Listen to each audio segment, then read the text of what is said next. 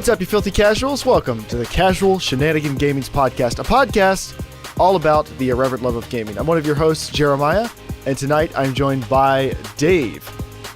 I definitely heard casual, it was Shenanigans Gamings. Look, I didn't yawn this week, and I counted well. Drop it, move on. Yeah, I tried to correct you, and I can't remember what you said, so we're off to a great start. Welcome, Dave. And Joel, welcome to the podcast. What's up, ballers? Say followers? Ballers. Ballers, not followers. I heard followers. I was hoping you'd remember to do that. I wanted to do Dave first, just so you had a chance to. That was perfect thinking, because I was like, see, man, yeah. I got you, fam. No, I don't know about that. There's the judgment. Do we have any new Patreon people? Not at the moment. This is episode 199, which means episode 200 is next week, right? Like, we're doing it next week? I believe so, yeah. Cool. If it doesn't sound like we've planned a lot for episode 200, you're not wrong. I just remembered it's coming up next week. We definitely need to do it together. That Casual Shenanigans original that we were working on, we are not going to be showing that next week, but we have a special video that goes along with it that we'll be showing you next week, which will give you a lot more insight into what the main thing is going to be about. There's a couple of reasons why we're waiting on the full video. We are excited to show you the final version. I'd like to promise you that it will not take as long as Norman. You never know. So we plan on showing it to you soon, and we'll see how it goes. Shane, you asked about my beard. This is what's going on with it. It actually looks a little patchier on the sides, I think, that in this lighting than it does in person. But I actually think it's doing a good job of starting to get a reasonably defined shape to it. Like, it's starting to wedge down a bit. So I don't know if that's good or not, but I'm rocking it. Anyway, if you like to come out... Is that a slapping beard? No, it is not. Is that a slapping beard? It's only for music. You sound so old, Joel. Does that beard slap? Does that beard slap? That's true. That beard balls, though. If you don't, no. If you don't cringe when you hear it, Joel, you're not using it right. Okay. But if I don't... You're like, that's a slapping beard. It's like you're from the 40s or something. That's a slapping beard. Like, you need to look at a beard and be like, that beard slaps. That beard slaps. So you be sitting there listening to your bonobos, just listen to someone that beard slaps.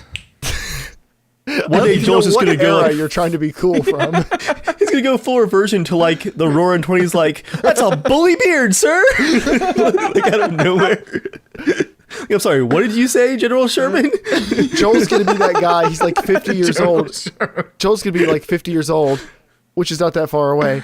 And he's going to be like, hey, I know I'm a year or two out of date.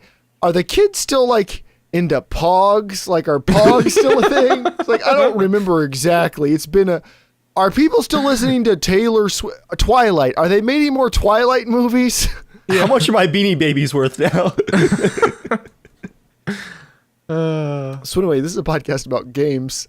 You can watch us live Thursday nights at 8 p.m. Eastern Standard Time on youtube.com/casualshenanigansgaming, where you can hang out in the chat with all the fine people who are joining us this evening. But if you can't come out and watch us live, you can catch the show later on YouTube, iTunes, and podcast services of your choice. Now, I don't expect to get any feedback because none of you have written in about being a garbage truck man or being a young person who hates games.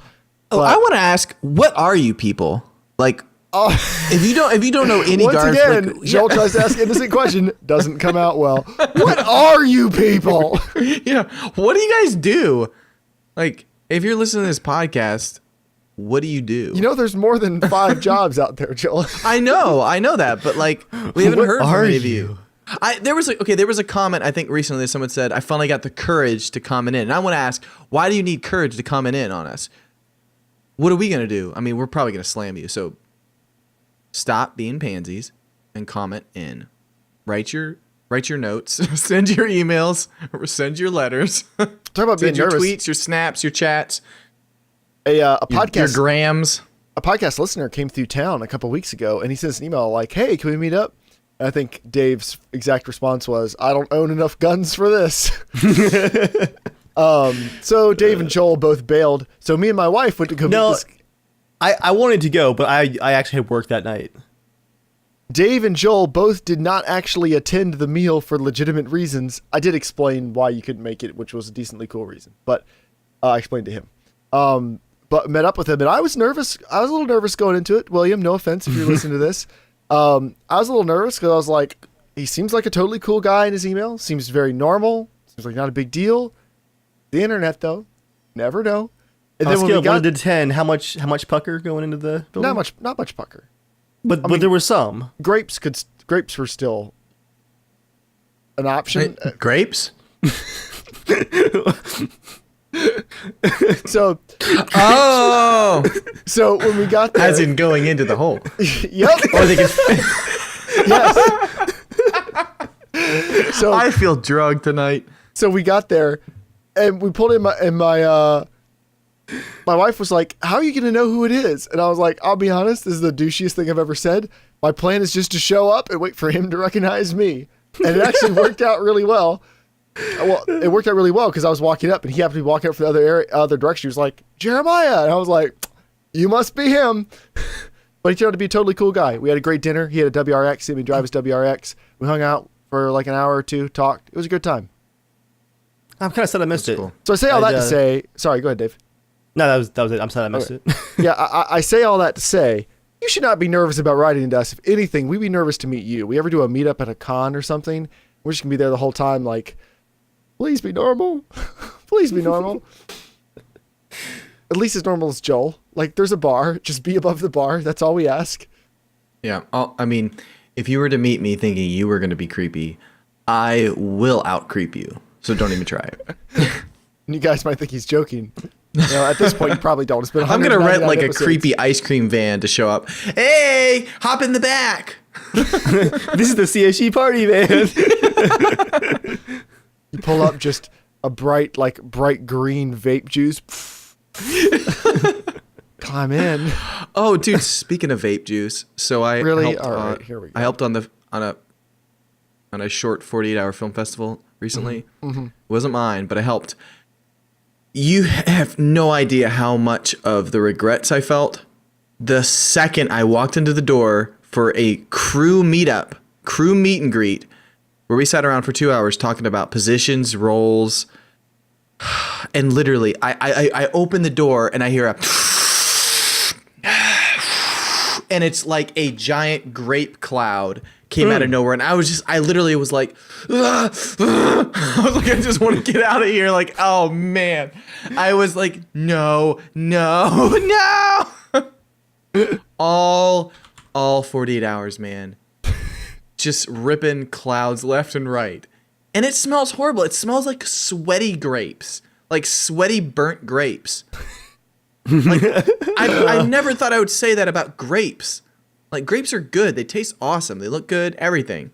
But no, it was sweaty grapes. It was so gross. Didn't they use it as a fog machine at one point? I used it as a fog machine. I was like, oh, we kind of use it. Does anyone have a fog machine? They're like, no. I was like, oh, no. The idea came to me. I was like, no, I can't. I don't want to do this. I was like, for the shot. I was like, I did say, I said, could you rip a medium cloud? Joel, you become what you hate. Did it now? Well, it's a good thing actually. He knew what to say. He knew the words to use. He wasn't like, "Hey, can you make big puff cloud?" He was like, "No. Can you rip Mini a medium moons. cloud?" And the youth heard you and was like, "That makes sense. That's youth heard logical. him. That's logical English. I will rip a medium cloud for you, Mr. Director." No, That's not logical. You can't rip it. It's not. Ripping is like a tear. It's like that's a very strong word. no. like, You've never ripped a sick ollie on a skateboard? No, we didn't use that back then because the ollie itself was sick enough.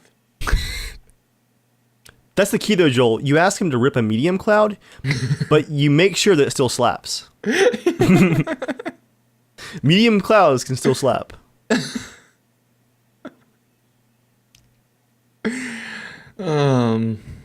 So anyway, 199 episodes with no idea why you're still here, but y'all are. I'm talking to you, the host, of course. So let's get into what we're going to do for the main topic tonight. For the main topic, we actually just want to read some replies from some mail and some comments regarding some of the weightier topics we've had lately. We've talked about what would make us quit gaming forever, which basically boiled down to loot boxes, loot crates, microtransactions, and everything the youth are into. Skin trading, that's a big one. So there's that. And then we also, what else do we get some mail on? We got some mail on mostly loot crates. Oh no, we got some about Ghost Recon Wildlands. And nice. Some comments. So Dave, I'm going to start with a Ghost Recon Wildlands bit of mail, and then if you wouldn't mind reading a comment after that. Yeah. Okay, so Johnny writes into casualshenanigans@gmail.com to be a part of the show. Just like you can. And he's... What's up? I was gonna say, hey Johnny. Okay. It was lame. I was actually thinking of doing the same thing, and I decided not to.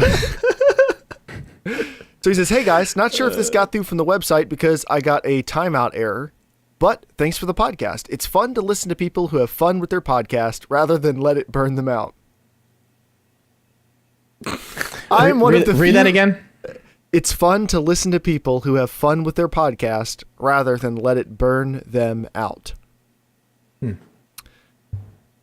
I am one of the few Ghost Recon fans who stuck it through and still play, though it's been tough to stay on the wagon lately. I've loved the concept and playability of Ghost Recon Wildlands, even before the helicopter control bitch fest started. I was able to adapt to the concept of today's rhetoric of release now, fix later that most games take on these days.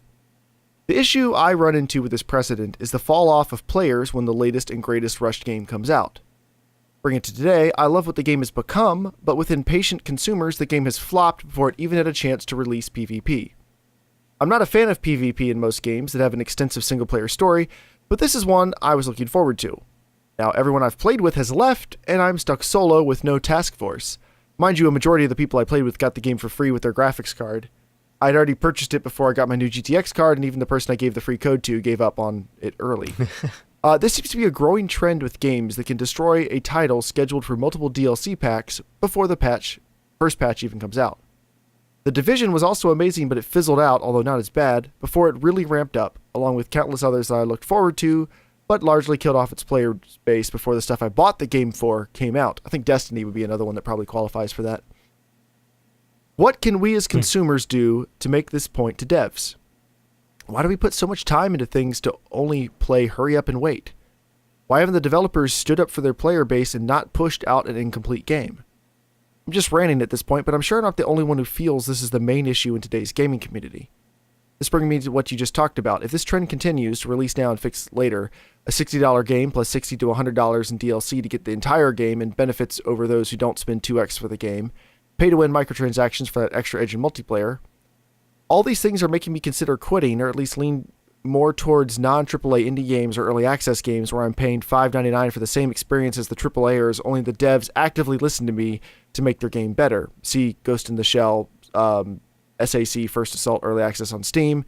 Been my go-to for quick PvP battles for a while now over both Battlefield 1 and Overwatch. Also, I'm looking for a task force in Ghost Recon Wildlands with active players. If you guys want to add someone who could use a good group to keep playing with, please consider adding me. J Burley66, JBURLI66 on everything gaming, PC only. I have a PlayStation, but I only use it for media. Thanks again for what you do for the entire community. Having a voice they can listen to helps more than some forum the devs only look at when their numbers are down. Thanks, Johnny. Yeah, thanks for writing in. That's a good bit of mail. Do you guys have any thoughts? Or give mine? No, I think I think I kind of agree with what he's saying. And you're welcome to play with us sometime. Hop onto our Teamspeak. Whatever that address is. It's in the description of the video and the audio versions of the podcast.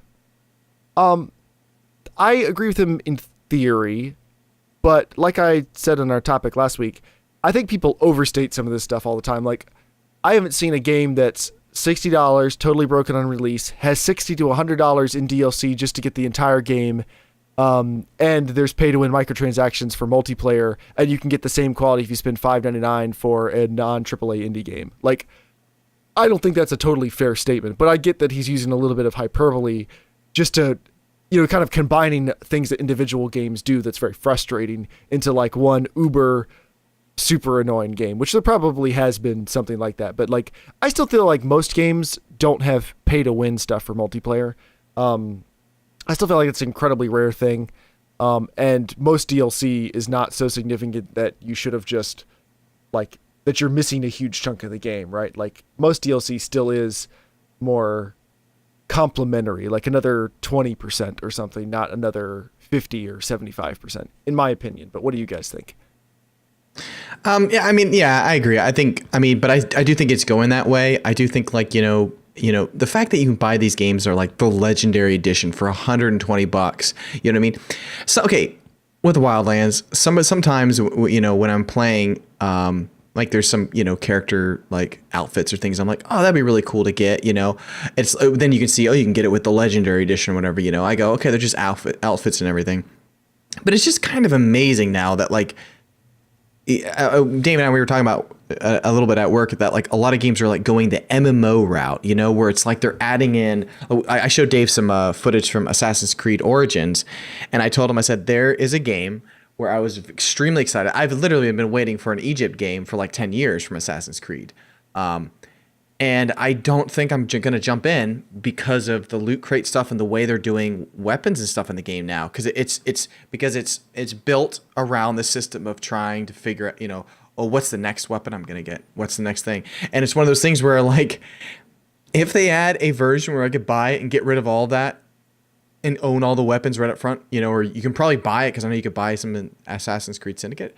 I'd almost be tempted because I just want to have the game and own it and feel like I have everything from the start and not have to grind a non-gamey way to feel like I'm experiencing the full thing. And so I feel like more and more games. I mean, Dave just sent me that H1Z1, it's got loot crate drops now, and it's like in the single, well, not single. I mean, player, that one makes survival. the most sense out of all of them. I feel like right now, like of course they would do that. Why haven't you done it already? And then there was the big patch for Division. If you guys saw that, that's coming out. That's going to have tons of loot crate drops and stuff in the game now. To me, it's like almost like you can take games that, maybe don't really apply to it, that are maybe either not doing well, and they're like, just with a small patch, you can kind of kick some new life into a game in a very easy, just creating 2D art. That's all you're doing, creating 2D art or, skins that I'd say are extremely easy compared to making full new gameplay stuff. You can go, we'll have these 4 guys randomized over here and fight you. Like that's so much easier than building new buildings and new campaigns and story. So I don't know. I'm definitely worried for where it's going because you have to all agree, like the mobile market, their games when they first kind of came out, they were more just solid regular games. You'd always have crappy games, but they were ones that cost $5 or $2.99 or $1.99. They were like official games. Mm-hmm. But now I don't think you can barely find any game that you can literally buy. Like the latest Professor Layton one that came on the iPhone, I bought that. It was $15. I was so excited to see a price on it because I'm like, yes, it's going to be a full game with story, and I'm not going to have to deal with coins. The only thing they don't have in it, which is interesting because it comes out on the 3DS soon, is you can unlock some like different outfits for the main character as you go around and stuff. But it was a pretty cool way of how they actually got the price down because I don't think anyone would ever buy that game for $60, even though on 3DS, it will probably be $60 or $50, whatever the standard price is for a Nintendo 3DS game.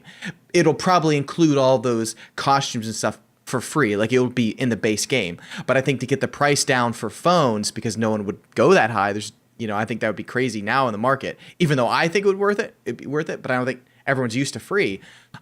It's cool how they actually cut that back, which makes sense. But I'm scared that all that mobile stuff we have now where every app is free, which means you're going to get 50 coins to play for the next, 2 hours. I think we might start seeing that implemented fairly soon in big budget games where maybe in the future, either games are going to become really cheap like free, or they're going to still just be expensive as they are, and they're just going to still include things where, oh, you died 16 times in Call of Duty, get 16 more gems to be able to have 40 more lives. Mm-hmm. I could see that happening. Again, it could happen, but I guess I'm just still not that worried that it's actually going to. Let's not forget. I hope you're right. In some cases, devs are dipping their toes in that kind of water.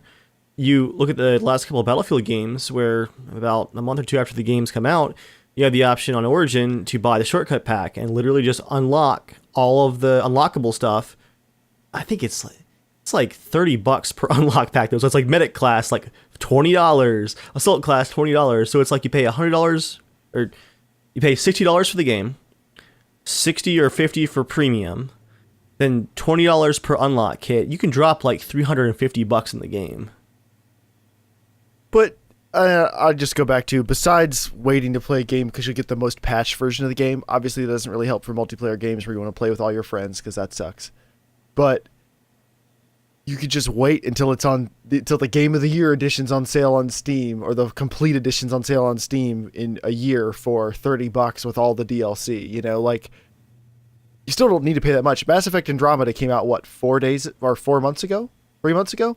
I just got it for $17 on an Origin sale. On Origin, not some shady key reseller. Origin. Yeah. They did have for $23 the enhanced edition or whatever. I was like, ooh, let me see what I'm getting for the enhanced edition. Extra armor, an extra weapon, and a starting kit for multiplayer. I was like, $17, looking pretty good. Yeah, I mean, but to me, I don't think the price really matters to me. It's not really the price. It's how they're going to figure out a way to extend gameplay or add extra elements, because they want to drive you to buy those purchase packs, to unlock things or unlock skins. That's what I don't like. It's so funny. Assassin's Creed Syndicate, I think, I don't approve of it, but they did a decent way of how they unlock stuff. I never needed to use any of that stuff, not even close. Like, you get so much XP or whatever as you're playing through the game to unlock anything. Like, if you just play the game normally, and I'd say I'm like a pretty average gamer where I'm not like rushing through it. I'm just playing it normally, just kind of each step at a time. I unlocked everything, but you could like buy all the weapons right off the bat, just like that. But it's those games where I'm like, Battlefield 4 was ridiculous. Someone did a statistics, and I forget how much it was, but it was like 25,000 unlocks if you average out every single weapon. Because what do you mean? There can't be 25,000 unlocks. Yes, it was ridiculous. Oh, listen how it was. Every pistol, you had to use that specific at 1911 to unlock the red dot. And then you could unlock that for every single weapon, but every you muzzle only device, suppressor, every flash muzzle hider. device, every silencer, everything for every weapon. You re-unlock it for each weapon you use. You can't unlock a red dot and then have it for every weapon. So imagine if there's 50 weapons and then there's 30 attachments for all 50 weapons. You're unlocking 30 attachments for every single weapon. But that only puts you at 1,500 though. You're saying 25,000. Okay, and then add grenades, add the medic packs, add everything. Maybe it's not 25,000, but it's still. It might have been 2,500. That's a lot of unlocks though. But still, holy crap, 2,500 unlocks. That game was kind of ruined for me because I'm using the same gun every time because I don't have the hours to unlock multiple weapons, and to even choose a weapon you start out with crappy scopes, so it's not really fun to use. So essentially you're kind of like pigeonholed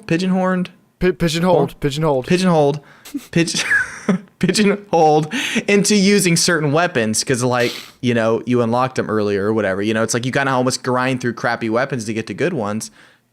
So I don't know. I really hope you're right. I really hope people. I really hope this trend though does seem to go away, or people get really tired of it. Like, okay, enough of these loot crates. We don't want this in every game, But I can easily see this starting to happen in something like the next Mario Kart.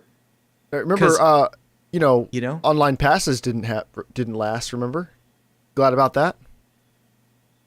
Online passes? Where remember on Last Generation, you buy a game and it comes with a code you have to activate. So if someone else, you sell that game or give it to someone else and they want to play multiplayer, they have to pay like $15 for the online pass. You don't remember that? Oh, yeah. I forgot about that. That was a huge thing on PS3 and Xbox 360 for 2 years. I really don't remember that at all. Yeah, it was around like 2011 to 2013. What Yeah. game was that? Like Call of Duty or something? Battlefield 3 had it on most, consoles. Most online games would have an online pass where you'd have to pay $15 to unlock the online version if you bought a used version of the game. I can't believe you didn't know about this. Oh, if you bought a used.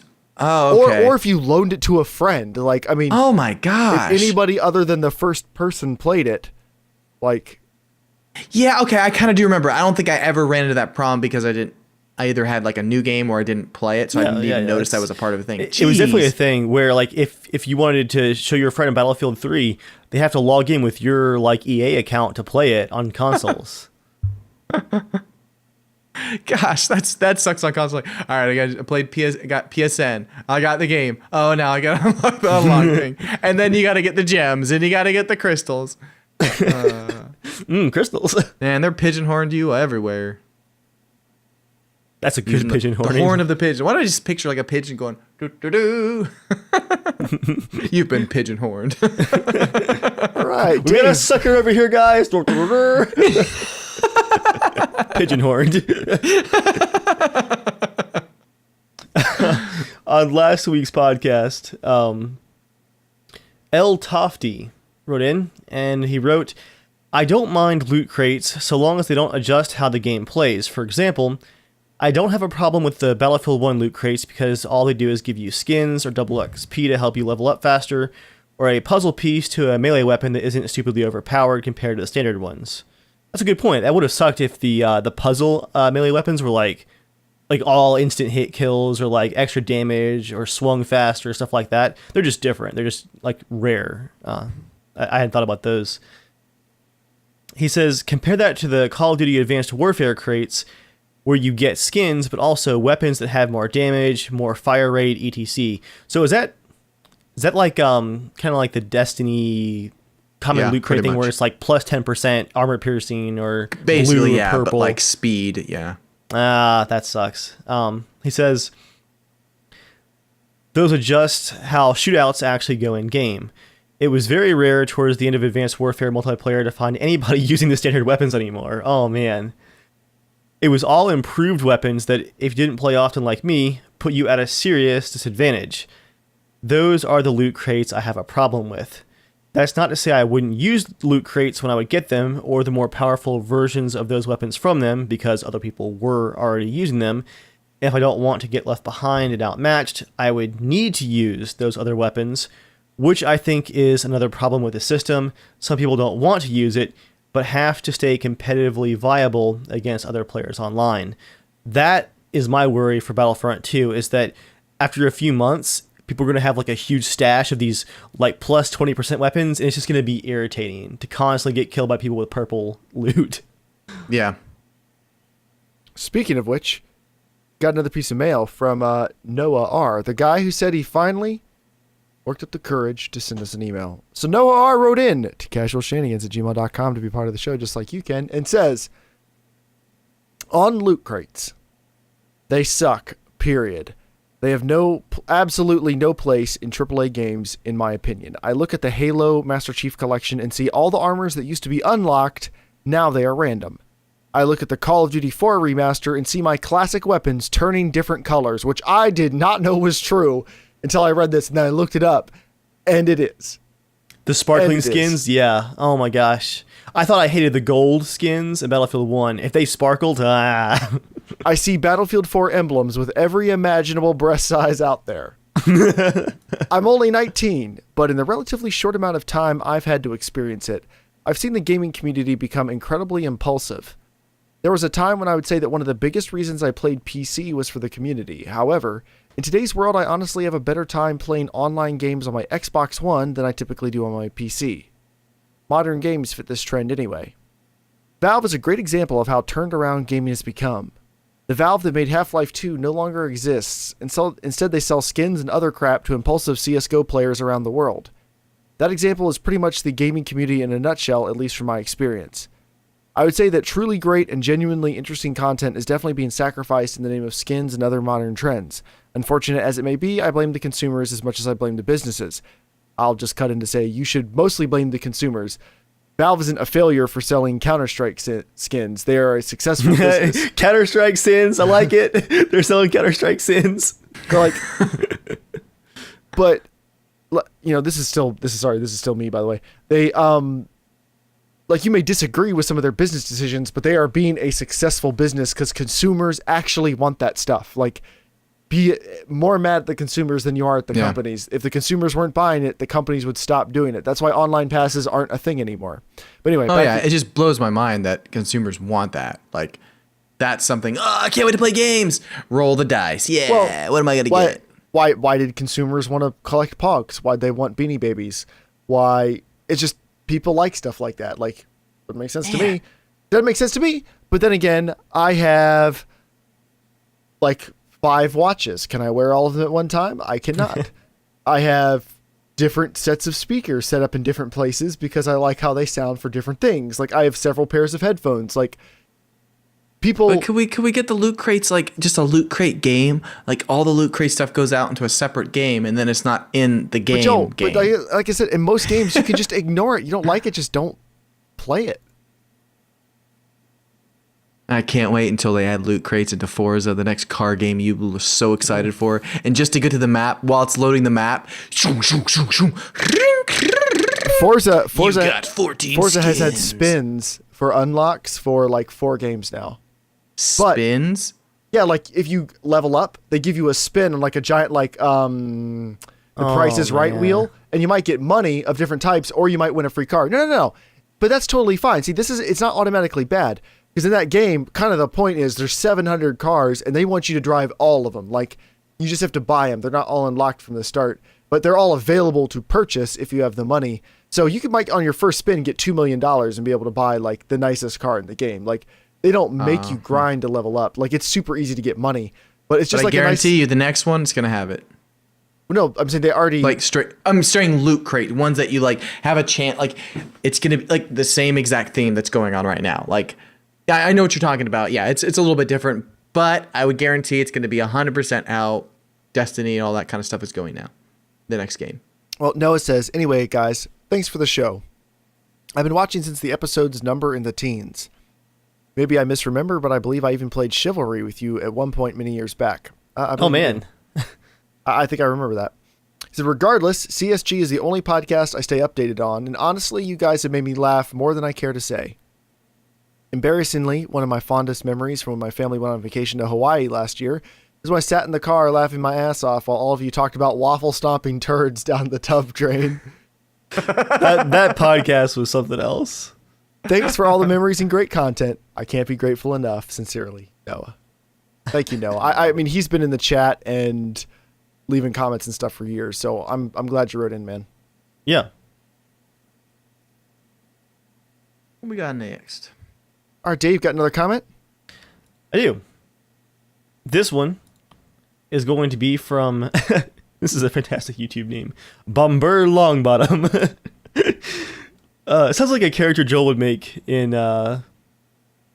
wait for it, Bloodborne. Bomber Longbottom.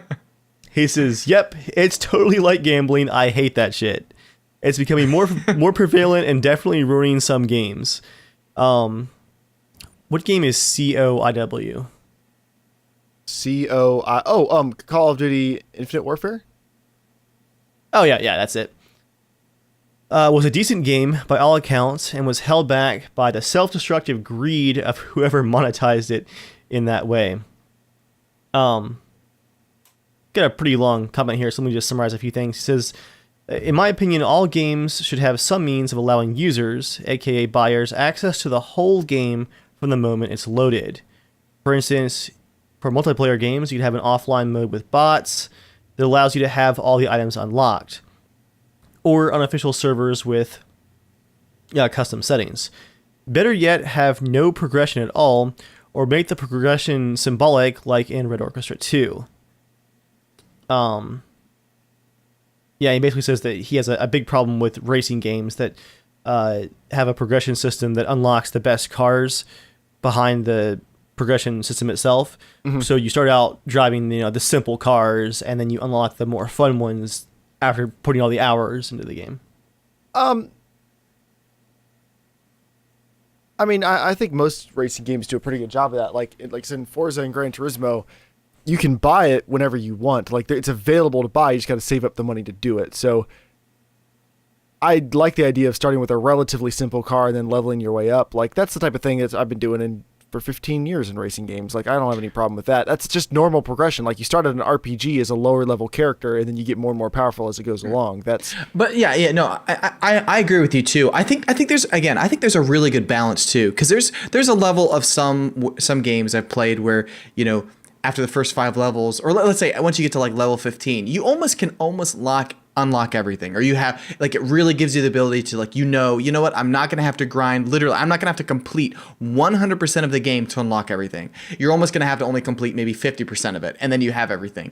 I like those kind of games that do it well, where you have that thought in your mind where you go, you know what, I actually can unlock this stuff. But have you played those games where you've gotten to the point where you're going, this is going to take forever to get? Those are the ones I feel like those are a little bit on the scammier sides, where it's like, come on, like, do I really have to play, like, again, like Battlefield 1, I got to play like 100 hours to unlock certain weapons, like hundreds of hours. It's like, geez, like, can maybe dial that back. Maybe like once you get to 50 hours, you've gotten things. But again, the players of the day, they get bored, like, oh, there's no more unlocks. Oh, the game's crap. I don't know. It's become a tradition for me each week, whenever I see that Battlefield has posted something on their Facebook page, to just scroll down the comments and get angry. Just all the people going, it's so boring. I went back to Battlefield 4, no unlocks, no progression. There's nothing to keep me playing. I'm like, the game works great. You guys remember just playing the damn game? I know. Like, how did people play Halo 3 back in the day for years and years on end? No unlocks, 0 unlocks. Everyone played with the BR. That was it. Remember how revolutionary it was when Modern Warfare came out and there was a progression system? Like, progression systems are relatively new in the grand scheme of gaming. Yeah. They're 10 years old. And how incredible the progression system was and how long people played that game. It's weird that within 10 years, like, we've got, you know, we've gone through all the stages. Yeah. Yeah, and it's funny because you heard me and what me and Joy were talking about. We had kind of a theory that we think that, you know, people are getting more used to not understanding what a game over means. Like, sincerely don't understand what a game over means. Like, a game is done, you're done, you finished it. And it's like, I think because, you know, you have really good games like Minecraft that have come out that are infinite games. You know, you have certain online games that are infinite games, MMOs. They last forever, essentially. You know what I mean? So I can understand how that is, but it's also a little sad. Like, man, like, it sucks because now every game has to have you. It's almost. Have you ever actually noticed if a game talks about a game ending, it's bad. You don't really see that in news like anymore now, gaming news. When they talk about games, it's always talking about their end game. What's after the game's over? Tell me what's going to happen. I want to know, what am I going to be able to do after I finish the game? It's not, dude, at the end of BioShock, it was incredible. That ending was super good. The story was awesome. What a great game. Done. I finished it. Sweet. I would love to play BioShock Infinite 2. Nope, it's like, dude, no. Dave, tell me, what's at the end of BioShock Infinite? What's going to keep me playing the game again? Come on, man, tell me. It's like, what in the world? Like, no, we just have an ending. It just ends. Like, it's a game over. It's interesting. I think because you have, you know, really good games like Skyrim and stuff that can essentially last forever almost, you know? Or Fallout, just keep building settlements and installing again, mods. It's not their fault. It's not them driving that. But I think because of it, I think you have those games.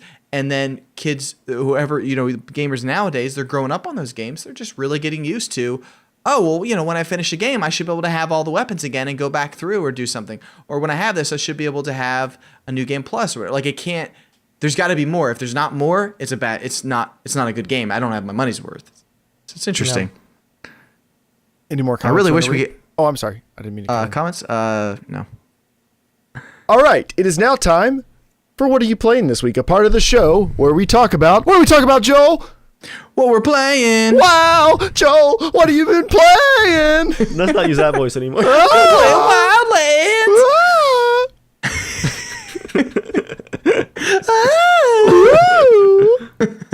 What's happening? I don't know.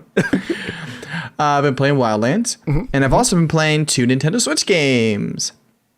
Dave gave me a game to play on Nintendo Switch. It is called Death Squared, and it's really good. It's a 4-player game too. You can play up to 4 players, but it's kind of like a mix of.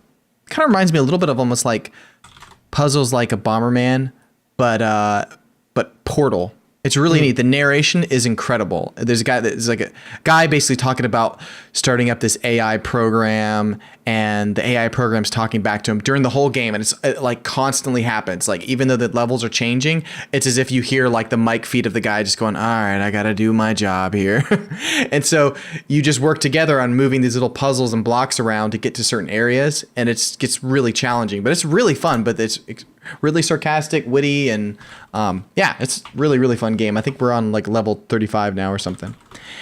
And then just the other night, I got a game, and man, is it good. Sonic Mania. Holy crap, it's fun.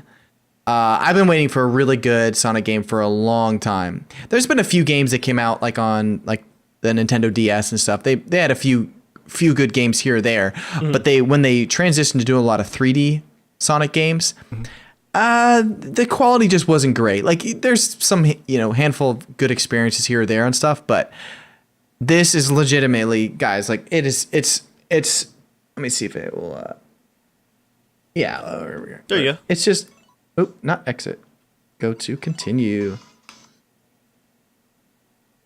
But it's just cool having obviously they had this on the Game Gear back then, you had it on stuff like that.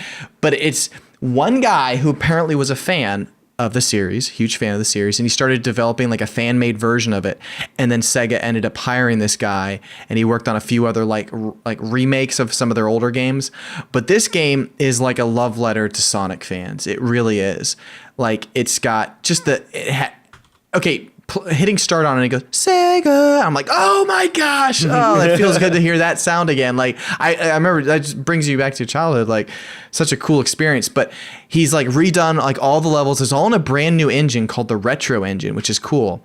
It feels like playing the original game, but like higher graphics.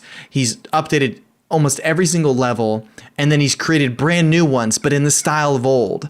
And it's just really cool playing Sonic again. I've just been having a blast. It's super fun. But there's like a 2-player mode and stuff. I think John's gonna come over. I found that he's a huge fan of Sonic, so I was like, oh, we gotta play.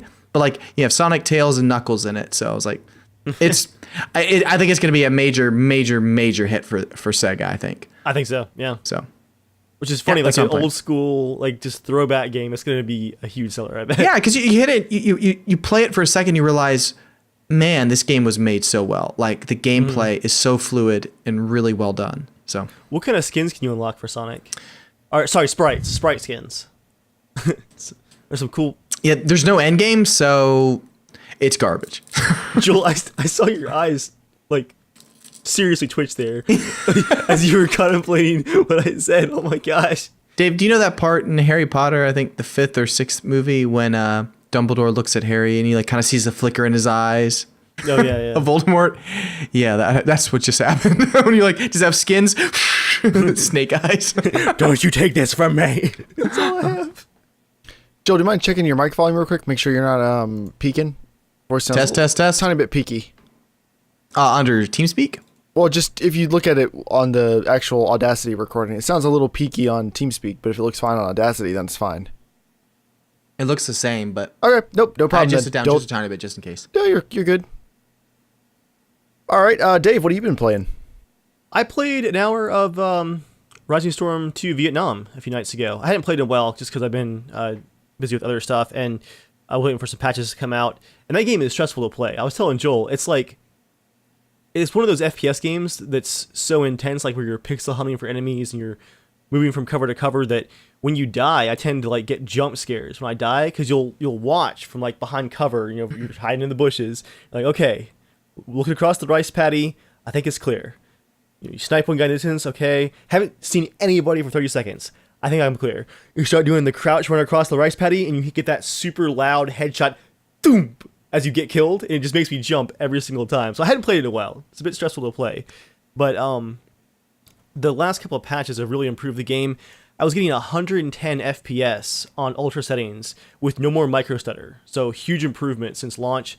And man, just the quality of life with the lack of glitchy sound effects with that gunship used to sound like it was always shooting right next to your ear cup the entire time. Yeah, just quality of life in the game's a lot better, and it remains very, very intense. I've seen a few reviews for it recently, giving it like high 80s reviews, which I've been happy to see, because they're working on plans for additional content and maps for post-launch support. Because you got to have that constant carrot and stick. Because otherwise, I mean, there's no skin unlocks. I'm not going to keep playing it. You guys know what I'm saying? Actually, there's skin unlocks. You can unlock hats. But yeah, the game remains fantastic. We also had a 16-man armor mission on Monday that was so much fun. We have some of the first of our new group of players coming in that went through our test mission. A bunch of really great guys. Joel, we have a pilot. I think his username is the Drunk Scotsman. Is that correct, Jeremiah? Yep, that's right. Joel, he is a glorious pilot. I'm a capable pilot where I can hit a target. I don't hardly ever crash, stuff like that. Like, I'm a safe pilot. Scotsman makes it look good. I mean, he's doing stunts that... Like, people who do, like, stunt videos in flying sim games, like flying under bridges and stuff? Yeah, that's him, like, doing a mission with us. It's amazing. At the end of the mission, we all lit up for, like, a fun screenshot because there were 16 of us in the mission. And he was flying a little bird by himself with the spotlight on. And Jeremiah's like, hey, Scotsman, it'd be kind of cool if you just, like, lit us up with the spotlight for the screenshot. And as he was saying it, Scotsman, like, dove, pulled up on the stick, and, like, rolled the chopper sideways and just... stopped. Like, here, we're standing here, and the spotlight's like behind our heads just instantly. The dude is a beast. But yeah, it was a 16-man armor mission. So much fun. I led a 4 marks person squad. W was in my squad too. We had 2 6-man squads, and then our 4-person squad. 3 different radio channels. Yeah, you'll be happy to know that, Joel. It wasn't 16 people all on one comms channel talking to each other at the same time. Oh, it was beautiful. Dude, John and I, we hopped in to play a little bit of Battlegrounds. I clicked on Teamspeak. I hopped in and I just saw like 1,000 people. I literally went, oh! I went, oh! And I was like, oh, scroll down. I don't want to fall into that. Dude, I can't imagine like I guess the radio mods have been around for a while. Like 10 years ago, like Arma 1 era, playing with large groups. Like, because there's some groups that do like 60-person missions. Can you imagine doing that just in a TeamSpeak server with 60 people? Yeah. Well, I did that once, actually. I just remembered now with PC Gamer. I did an Armor 2 mission with no radio bots. I never talked because I was like, I don't want to add to the chaos. I literally never talked. Thanks to TFAR, our radio mod, it was so cool. Jeremiah had his own radio channel. We had like the cool backpack radios, the huge ones. I had my own radio channel for my squad, and then Tyler had one as well. So we could talk as squad leaders and coordinate attacks on bases from multiple sides, and we could talk to our team members. It was very organized. It went very, very well. And we've had some missions where just the amount of bad guys we're fighting in Arma can be tough because of how brutal Arma's combat is. Like, you get shot, you really can't take a whole lot of damage. But it's amazing how different the difficulty is when you have multiple squads hitting the same objective from different sides. Like, the AI really has to fight hard when they're being hit from all sides. It was an absolute blast. That's mainly what I've been playing this week. I've been playing Mass Effect Andromeda. Been playing more of that. I think if that game came out in the Mass Effect 2 and Mass Effect 3 era, people would like it a lot better. Granted, I'm playing it after it's got a number of patches, so a lot of the wonkiness seems to have gone away. I don't think the facial animations or the voice acting is especially amazing. But the story I actually think is, so far, I like it. I'm ranking the story. I've played all the other Mass Effects. I am not very far into Andromeda, but so far I'd rank it right behind 2. I do like 2, 4, 3, 1. 1's my least favorite. But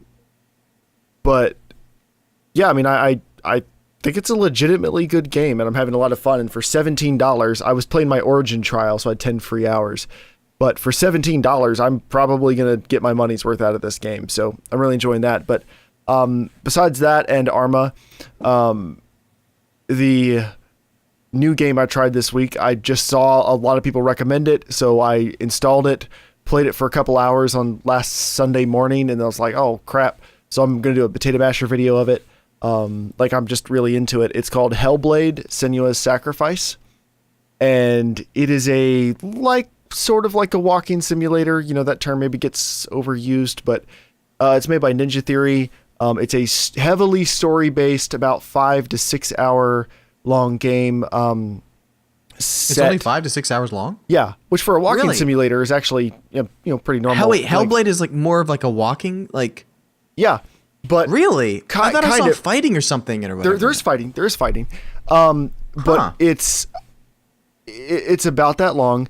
It's a game heavily set in Viking or Nordic mythology, and it's a game about psychosis, which is hard. It's hard to describe. This is a game about somebody's fragile mental health and the depths they're going through to try to save their mind, pretty much, without spoiling anything. But it's a very creepy story where you're traveling to this island somewhere to find something and to battle all of these undergods to save your lost love and hopefully your mind. But you're going crazy the entire time, or you are crazy. And I don't mean that in a pejorative way. The person is mentally ill, who's the main character of the game, and they have voices talking to them the entire time. And the game was made with binaural audio, which is where it's a special method of recording audio that when you listen to it back on headphones, it very closely approximates how you actually hear noise. And because of that, it is intensely creepy at times when you're playing it with headphones. And creepy, well, not creepy in the sense that you're scared, but it just gnaws at you. Because the whole time you're doing stuff, there's voices coming from in your head, doubting you and making fun of you, encouraging you, giving you hints the entire time you're playing. And the main character is reacting to them and reacting to you. The main character knows she's being watched, and she looks at you from time to time, you're following right behind her, going mad at the same time she is. Man, I had no idea that that game was what you're. It totally looked more of a Ninja Gaiden. No, not at all. Not at all. That's crazy. Yeah, the trailers I watched, I was I don't know well, I'm definitely buying this. Consider me tickled. Wait, you tickled my interest? Tickled my. What is that? Joel, you're trying to get to that calendar very quickly. What is it? Consider me piqued? Tickled my fancy. You piqued my interest. No. Damn it, that's or that tickles my fancy would also work. Consider me piqued? That's no, not consider what me that tickled. means. Consider me tickled is what he said. No, but then he said, consider me piqued? Oh, what on earth? Oh, thanks, Shane. He's on it tonight. He's got it open. But I want both of those, Shane, added to the list. Consider me tickled and consider me piqued. Just add some space in between them for some extras. but yeah, so there is some fighting. It's very simplistic fighting. You're not learning a bunch of combos or anything. It's just a basic timing based fight. Oh, it has permadeath too, which that you find that out within the first 30 minutes. It's not a spoiler. Every time you die, you get a little bit sicker. They call it the dark rot spreads. And if the dark rot gets all the way to your brain, it's implied that means you'll have lost your mind and everything's over. And you have to start over? Yep. So it's a very unique game experience, but I'd say this being serious, for anyone who is hearing that and is a little concerned about it, they treat the topic of mental health very respectfully. The game is made with the help of mental health professionals. It is not supposed to be making fun in any way of people with mental health disorders. It's supposed to be presenting a unique experience in a way that you have probably never thought about before and something you've probably never experienced before. And to top it all off, it is a very good looking game. And it just the art style and the actual graphics themselves, although if you're playing on PC, turn down post-processing because there's so much chromatic aberration on every platform. Which might actually work for a game about going insane. I don't know. I'm going insane might be too far now that I'm thinking about it. Not going insane. Someone who is losing their grip on reality because of things that have happened to them in the game and pre-existing situations. Do you think you'll finish it? Yeah. Oh, absolutely. I mean, it's only $30 too. And it's a ton of. I wouldn't say it's a ton of fun. Yeah, I'm definitely. I'm really interested now. I had no idea it was that kind of game. I recommend not even just like the insanity parts or that kind of like what that's going on, but just the idea that it's a 5-hour game. Like it totally looked like it was more of like a Final Fantasy / Oh, no. You know, like I was just like, what is this? Yeah, man. But no, Yep. it's you need to play it with the lights off or the lights very down. I'll play headphones. Absolutely. With headphones on. Yeah, it's an experience game. It's not about the gameplay. It's about. I'm all about that because like that's the kind of stuff where like with Soma, like games where you're just like in this. You know, it's a very linear type of game. It's gonna tell you this specific type story. Oh yeah, I'm all about that. But it may unsettle you though. Just be aware. Like it was a slightly stressful game to play for a couple hours. Just that like. I just needed a break, you know? I've played Resident Evil 7 in VR. I'm ready. Oh, man. Yeah, cool. I'm glad that you play the game because I never would have thought I would be interested in that game. Cool. I'm enjoying playing games. Not a ton of different games, but like I am playing some games and I am enjoying them. I've been trying this new thing where I go through and super sample games at 5 or 6K. I know I think this is dumb, but just as like a fun experiment because I've got a pretty powerful card and there's plenty of older games you can go back and run very easily. I just went back and played some Arkham Knight at 6K. Oh, nice. And like the city cool. looks so nice when you're standing on a rooftop because again, I'm only looking at it on a 4K screen. But with super sampling, like everything is just so clean and so sharp. Like it looks really cool. I played Dead Space 3 at Did you get an updated graphic card or something? I got a 1080 Ti like 5 months ago. Oh, okay. 4 months ago. I played Dead Space 3 at 8K. That was a clean looking game. That's awesome. Not a good enough looking game that, you know, that's necessary, but it How many hours you got in Wildlands now? 5 maybe. Maybe probably only like 5. Really? Other than the 2 hours I played by myself that one weekend, I only really played with you guys. I'd like to play more, but I really only played with you. All right, it is now time for the news. News time. Dave, is this first item yours? Yeah, I thought this was kind of interesting. You guys remember the game For Honor that came out not too long ago? Yeah, came out to thunderous indifference. Yeah. Apparently, they've been working on trying to turn it into an eSports ready game, or it is basically a fighting game. But not that many people want to play it. Right. But look at Rainbow Six Siege and Counter-Strike Go. Very slow launches, but they have a huge esports scene now. And this For Honor, I think, does have the potential, from what I understand about how the game's mechanics work, it has the potential to be a good esports game because at its core, it's a very good-looking fighting game. It has mechanics that are easy to understand. Problem is, again, I'm speaking as someone who has not played it. The problem is that right now it is buggy and very unbalanced. And I think from what I've heard, a lot of the lack of player base right now is because of the balance issues and the bugs, because there's like 2 characters out of the huge selection of the game that are actually viable competitively. And there's like 2 moves that you do as them that are like unblockable or whatever, or really hard to block, that everyone just does. They just had a $10,000 tournament, their first one, and the player that won it used an exploit along with one of the main characters that's like super easy to play as to win the tournament. And actually, I saw a video clip as one of the devs was handing him the trophy and like the $10,000 check. He said, "Well, enjoy that tactic while it lasts, because we're going to be getting rid of it." But you could tell he was just really embarrassed. Like they, hyped up the live streams, everything, and then all that money gone to a player who used an exploit to win. And this quote from him, he says, from the winner, "I didn't think it'd be this easy," he said. "Before the tournament, I hadn't played the game for 2 weeks."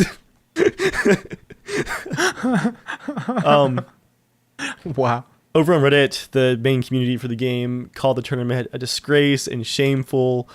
Someone said, "This tournament is literally a who can cheese better tournament." So yeah, For Honor appears to be in a really rough state competitively, which does not bode well for a game that I think Ubisoft is banking on its future as an esports game to keep the game alive, because it's not a very casual game anymore. Like, there's a few thousand people still playing it. Esports and competitiveness is probably their best option for keeping sales up and keeping the game alive. And here you have your first tournament won by an exploit. Sucks. All right, next news item. So this is a little interesting development. Valve has announced that they might start cracking down a little bit on third-party key sales, which is totally legitimate. Like, if you're selling a game through Steam, and if you're selling a game that activates on Steam through a third-party site like Green Man Gaming, you have to request a batch of keys from Steam. So there's a leaked post from the Steam Developers Forum. Valve employee Sean Jenkins announced, he said, if we are denying keys for normal-sized batches, it's likely because your Steam sales don't reflect a need for as many keys as you're distributing, and you're probably asking for more keys because you're offering cheaper options off Steam, and yet we are bearing the costs. So at some point, we start deciding that the value you're bringing to Steam isn't worth the cost to us. For example, say you've sold a few thousand copies on Steam, but have requested or activated 500,000 keys. We're going to take a deeper look at your games, your sales, your costs, etc.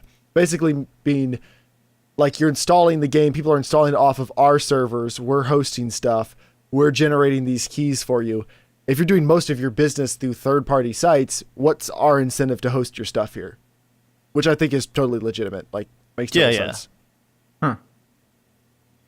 So we'll see what actually happens with it, if anybody actually complains about it. But it's cool to see behind the curtain. It makes a lot of sense, yeah. Yeah. All right, Dave, what's your next news item? I'll keep this brief. You guys know that pretty interesting looking pirate game from Ubisoft coming out sometime in the future, Skull and Bones, where multiplayer pirates. It's got loot crates. Oh, yeah. It's a pirate game. It's a pirate game. If they didn't work loot crates in somehow. Yes. And that's actually that's their argument, is that one of the developers says, our economy emulates the real economy of the Indian Ocean. So things that are important to the people who are shipping goods, the merchants, the empires, those things are important to you. What I don't want players to feel is that it's some abstraction from the fantasy. It should feel like the things that you're hunting, using your spyglass to see the things that are on board, should directly relate to the things that you need. But there's nothing more piratey than the treasure chest. I mean, of course, it's a pirate game. It's going to have loot. My immediate concern is the microtransaction element to it. If it was all in-game, even if it was tiered purple, blue, and silver loot, like the upcoming Assassin's Creed, it's an annoyingly gamey system that I'm getting real tired of, but fine, whatever. That's the system. But they've already confirmed there will be microtransactions involved in this looting system, which immediately makes me more than suspicious. Like, I am like scowling like from like behind the desk now at the game. I am completely suspicious. He says it's too early for more info on microtransactions. What we want to do is make sure that players want things, that we provide content for them. Can't let go of those whales that spend the thousands of dollars on your game. Just can't resist. So we want to have live events, he says. We want to have seasonal events, seasons where you're able to compete against other players, try and get to the top of the ladder and top of the food chain. That's fine. Those things will give you the opportunity to get those customization elements, those cosmetics and vanity items that will allow you to personalize your experience. The question from me is, how much of that is going to be behind a paywall? Or, even if it's all available in-game, how much grinding will be required to equal paying $20 for a bunch of crates? Even if it's just visual and cosmetics. I don't want to buy a game that is trying to make the loot a part of the game and then see an additional paywall as soon as I get into the game. That's not what I want to see. I don't care how well the economy and the loot crates work into the universe if it feels like I just bought a game that I now either have to grind a whole bunch or swipe a credit card to see everything. And I'm not interested. Trying to say, oh, it's pirates has loot. Well, you could say DayZ is all about loot. Yeah. Where's my loot crates? Where's my loot crates there? I go into a building, into the Northwest Airfield, and I find my loot crates. I want to have that chance of possibly getting a gun or a skin or maybe just an XP boost. Actually, will that crush your soul? Like, because I've already kind of let go of DayZ, it's gone.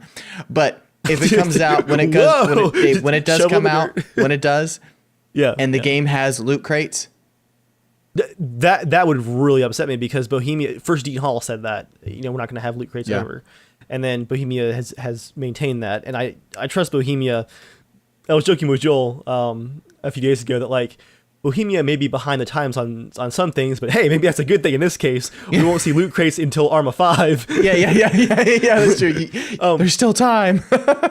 I actually need to Google this because I'm not sure. I saw that H1Z1 Just Survive is now literally just called Just Survive. It's like they're distancing themselves from the regular H1Z1. Yeah, because the game's like they're not really supporting it. There was a big update, I'll give them that. But it added loot crates into the game in some way that they weren't before. I'm not entirely clear, but I'm curious. In a game about looting in-game items, how do the loot crates work? Like, do you have cosmetics that you can spawn in as initially? Do you always just spawn as the same person? Is it like Battlegrounds where you make your character ahead of time with your cosmetics? I'm curious, how do the loot crates in that game work? Because I feel like that wouldn't be enough incentive to buy loot crates if it was literally just, it's different sweaters and pants. Like, there's got to be some kind of edge or something really cool to get people to buy them, maybe, right? I mean, wouldn't that make sense? I don't know. Because it's a game all about looting, and you can't have... I hope you wouldn't have guns and stuff that you can unlock and spawn with. But, all that being said, let's not forget the original purveyor of unbalanced survival loot crates, War Z, where you could literally pay real money to get loot crates that had ammo and guns and just spawn in with them. Like, what an absolutely stupid way of balancing an open world survival game. I still remember the devs for that game going, no, it's completely fair, guys. You can unlock these crates on your own and everyone can spawn in with the same things. Like, yeah, or I can pay $50 and have like an M16 right as soon as I spawn into the game.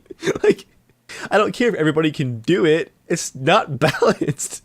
Why would I want to loot if I could just spawn in with the items? I'm curious. I'm really curious at how Just Survive is doing it, because to me it doesn't make any sense to have so much in-game looting, and then also loot crates. It's just, all right, we've talked about this so much. I feel like we're beyond beating. Dave had a good idea to call the last couple podcasts just the trilogy of. What's it called, Dave? What's it? Yeah, Casual Shenanigans Gaming is now Loot Crate Watch. We have like a live scoreboard. Like these games are now confirmed to have loot crates. And it's like Charlie from It's Always Sunny in Philadelphia, like smoking a cigarette with all the stuff all over the walls. You're like, oh, this is the next one that's getting ruined. I have the proof. You hear the old style stock ticker going in the background, like printing the long roll of paper. Like, guys, got more survival games coming in. Confirmed loot crates. We have confirmed loot crates. Joel's like, all I play is Bridge anymore. But yeah, I feel like we're beating a dead horse at this point, but I still was, I want to say, I was telling Joel a few days ago, like, we used to have the loot cast every Christmas for this podcast. Like, I love looting in games. Like, in games like Stalker, collecting, like, your stash of weapons and getting better armor and stuff. I got to thinking, these fourth wall breaking, purple and blue, credit card swiping loot systems are ruining looting for me in games. Like, the word, to me, is offensive at this point. And that sucks. That really sucks. That's all I got to say about that. That was a lot. That's all I got to say about that. All right, last bit of news. So the new AMD cards are out. The Radeon RX Vega 56 and Vega 64 are out, and they're not that great. They're comparable to the GTX 1080 and the 1070, only they came out over a year later, and they cost about the same amount of money and use more power. Mm-hmm. A lot more power, right? Like over 100 watts more power? The actual usage, the TDPs are very high. The actual usage isn't much higher. Gotcha. Still higher than you would expect. Now, that doesn't make them bad cards, and over time with AMD's driver support, they likely will become pretty good. It also looks like they're extremely good at digital currency mining. What a shock. That's been AMD's forte for a while. But other than that, that's basically all I have to say. Anybody who's super excited has been, wait for Vega. AMD kills it once every 4 or 5 product launches. I say that as an AMD fan. They kill it once every 4 or 5 product launches. The rest of them are just fine. Yeah. and Did aren't you that guys hear the crazy. rumors about the Intel one, or were you just talking about that? Were you The listening new Intel CPUs? at all? You guys were just talking about that. Sorry, when I hear no, tech, no, I we just- weren't. We weren't. Gone. But which new Intel CPUs? Coffee Lake? Yeah, something about coffee, I think. Yeah, Coffee Lake. They're rumored they'll be coming sometime next year. Since AMD released Ryzen, which is faster than most Intel processors at lower prices, Intel all of a sudden has been getting real competitive. They're like, it's rumored that the Coffee Lake ones, they'll finally be going to hexacores for most of their, like, where they've been doing quad cores for 10 years. They'll be start doing hexacores. A few other things. What about that's actually- hexaquad cores? So that's coming pretty soon. It's actually, it's pretty impressive. So I'm curious if they were essentially kind of waiting. You know what I mean? Let's say if they're doing well and they're just already working on the next versions, why announce it early if you're doing well? You know what I mean? And then once AMD started showing up with their other, faster CPUs or whatever's going on right now, like Intel's like, oh, well, now we can announce. As opposed to doing it early, when they don't really have to. I don't know. I don't know how it works. all right. Oh, spews. We already read the mail this week, but you can write into casualshenanigans@gmail.com to be a part of the show. But now, Dave, do you have a comment of the week?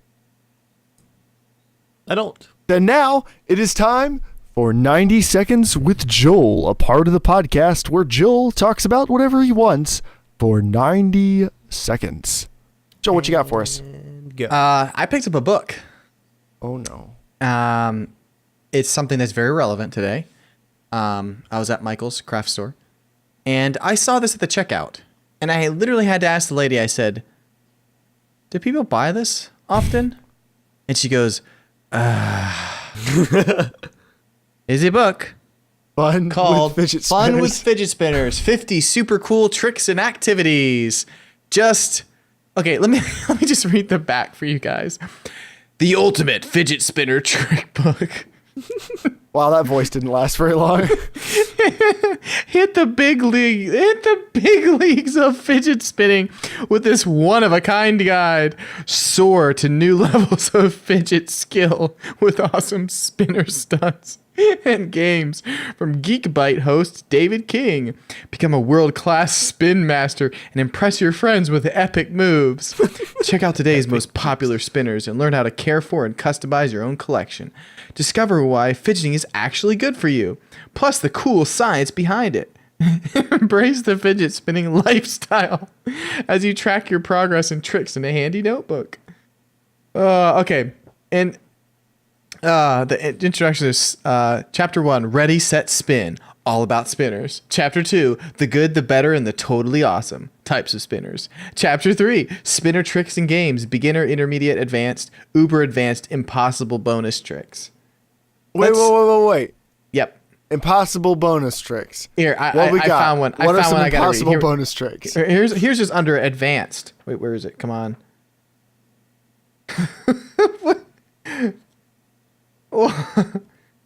Like, it's got to be part joke. There's obviously a couple jokes in here that are like, come on, we get it. Like, you're not actually being serious. But the fidget sandwich. For this delicious trick, you'll need to have 2 fidget spinners handy. Take one and stack it on top of the other. Hold the fidget sandwich between the thumb and index finger of one hand and get those bad boys spinning. Try spinning them in opposite directions for extra cool points. Remember, although they look delicious, fidget spinners are not for eating. Higher? I can't see. Dang You're it. just... Oh, look at his hat. I want to kill him. The rocket? To complete the rocket, you will need a water bottle with a pop... Nah. Nope. The guitar superhero, use your fidget spinner as a guitar pick. That isn't even a trick. That's not... For this trick, you'll need a popsicle or other ice cream treat on a stick and an intense amount of focus. Hold the popsicle straight up, balance the fidget spinner on the top of the popsicle, and get the spinner going. The aim is to keep the fidget spinner spinning on the top of the popsicle for as long as possible. Even if the popsicle slowly melts and makes your hand and your fidget spinner all sticky.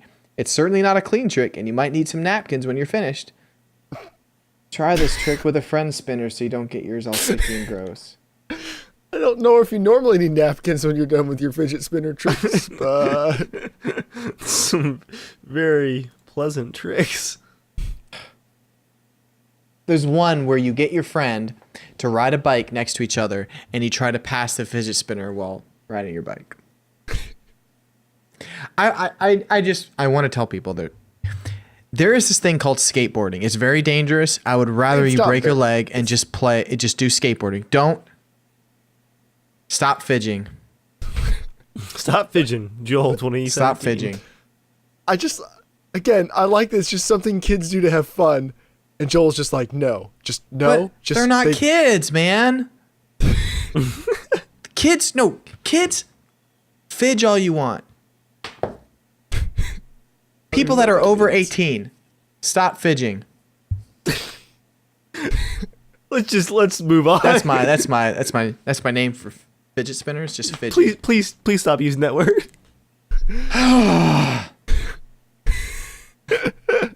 There's a damn book, man.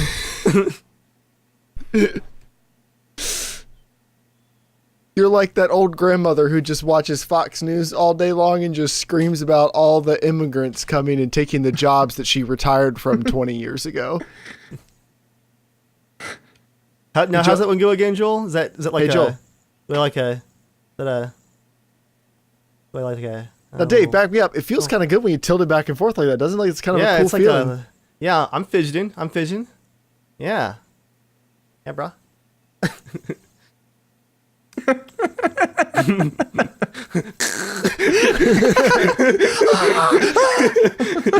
And me. I'm bringing this on my vacation coming up soon. I'm reading this thing. When are you going on vacation? Tricks. September. Cool. I didn't know that. I mean, I'm happy Gonna for be you. fidgeting all week. All right. This fidget spinner. Fidgeting or sponsored slapping, I don't know. by Having Mixer. a slap dandy old time. No, that's not how you're using slap wrong. A slap dandy vacation. Nope. A slap happy vacation. No. A You said slapping this vacation. vacation This slaps. vacation is slapping. No, this vacation slaps. This vacation slaps. Yes. Now you're using it correctly. by just repeating what Jeremiah said.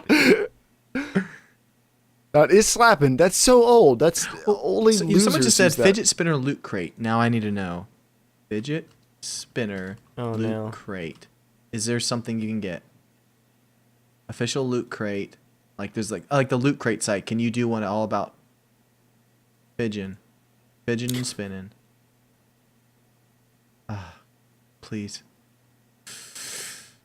Oh, there's no search. I don't know. We got to create it, guys. Do we? I still want a CSG spinner. Do you? No. Okay. No, I was gonna say, I don't really know what to do with that. No, I don't. You know what I want. You know what I Oh. want from my birthday's coming up, and you know exactly what I want. I do know. I know exactly what you. I don't know if I like how forceful you're being about that. You know what I want. You know what I want. You know what I want. You know what I want. You know what I want from my birthday. You know What do you want, Joel? Tell me. I told Jeremiah and John actually at work. Dave, we already talked to you about it. Okay. We told you what it was. I saw it on an episode of An Idiot Abroad with Carl Pilkington, where there was a place that allows you to basically pay, and you just get a baseball bat, a cool helmet, and you just get to hit everything. That's honestly something I've always wanted to do. That sounds like Not just so much wanted fun. to do. Joel, Like I've thought about it. needs. I needs this. There's a need. I needs this. Joel, what if it's like full of glass, and instead of giving you a bat, they just give you like a giant fidget spinner, and you have to use it? No, Dave. If you guys are truly my friends, and this is somehow ever set up sometime in the future, please put fidget spinners, the things I hate the most. Please let me bash it. Please. Wait, you want a basher? Is that what you said? You want a basher for your a basher birthday? spinner? Confirmed. I For Joel's birthday. want to bash a drone. Joel- I want to Joel bash wants a a drone. I basher. want to bash a fidget spinner. Like, you were gonna see a grown man cry if you can do this. I'm serious. Like, I'm gonna cry with happy. You're gonna see absolute crazy go nuts rage, just breaking stuff, and then absolute weeping in tears. I guarantee you. So I'm sorry. So, and we want this? I don't know if this well, sounds I like- want this, but I'm just saying you're going to see this. I don't know if you want this, but you will see this happen. Well, now that I'm a little scared, let's end the podcast. Thank you, everybody, for coming out and being a part of the show. As always, you can, I don't know, there's a lot. Like, we got Twitter and Facebook, at Casual Shenanigans, iTunes, reviews help, 199 episodes, patience rapidly eroding. We see you next week for episode 200. Actually, let's do something. For anybody who makes it all the way into the show, so nobody's going to write back in with this. We've pretty much established at this point. What is your favorite memory from the last 200 episodes? I know, generic question, but chances are we will not remember whatever the thing is that you talk about because it's been 4.5 years. So write in and tell us what your favorite memory is from the last 200 episodes, and then we'll see you next week for episode 200 of Casual Shenanigans Gaming. As always, everybody, thank you for coming out. Thank you for being a part of the show. And until next time, stay casual.